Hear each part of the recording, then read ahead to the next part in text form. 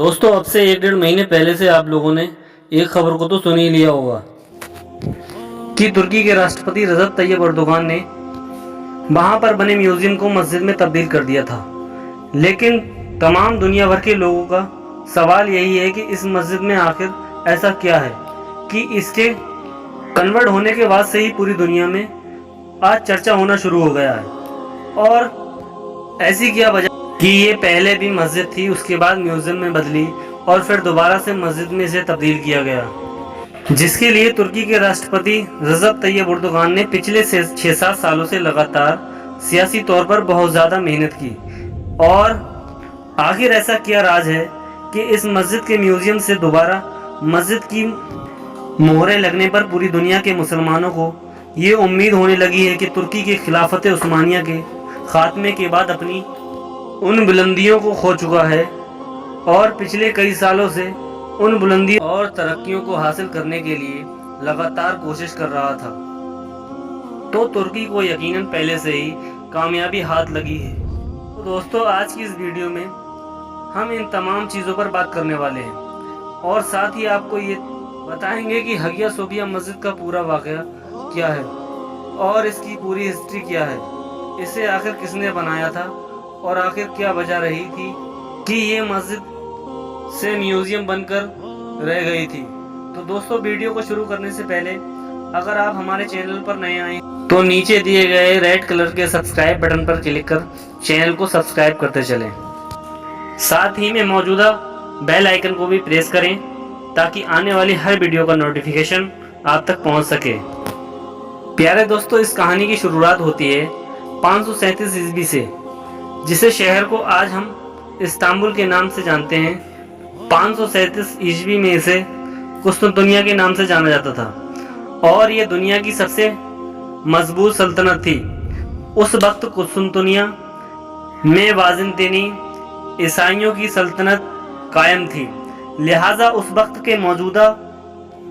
شہنشاہ کے حکم سے ہی قسطنطنیہ یعنی استنبول میں اس عمارت کو تعمیر کیا گیا تھا۔ اس عمارت کے قلعے اتنے زیادہ مضبوط تھے کہ اس کو فتح کرنا تو دور کی بات، بڑی سے بڑی فوجیں بھی اس سے سامنے آنے سے گھبراتی تھی اور سوچتی تھی، ڈرتی تھی، کیونکہ دوستو شروع میں اس عمارت کو چرچ کے طور پر بنایا گیا تھا اور یہ وہ دور تھا کہ جس وقت اسلام عیسائی طور پر سب سے زیادہ کمزور تھا۔ اس کی وجہ یہ تھی کہ اسلام اس وقت پھیلنا شروع ہوا تھا اور اسلام کے ماننے والے لوگ صرف اور صرف ایک چھوٹے سے شہر مدینے میں ہی رہتے تھے۔ اسی دور میں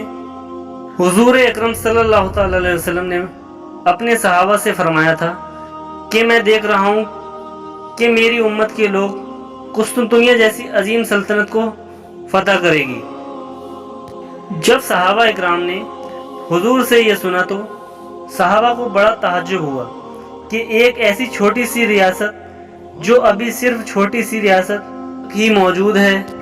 اور صرف ایک شہر میں ہی موجود ہے، وہ دنیا کی سب سے مضبوط سلطنت یعنی قسطنطنیہ کو کیسے فتح کریں گے۔ لیکن یقیناً صحابہ کو پورا یقین تھا کہ نبی نے جو فرمایا ہے وہ تو ہونا ہی ہے اور یقیناً ایسا ہی ہوا۔ وقت آتا ہے 1453 29 مئی کے دن ارطغرل غازی کی قائم کی ہوئی سلطنت یعنی سلطنت عثمانیہ کی 7ویں نسل میں پیدا ہونے والا صرف ایک 21 سال کا مجاہد یعنی سلطان احمد، جسے ہم سلطان محمد فاتح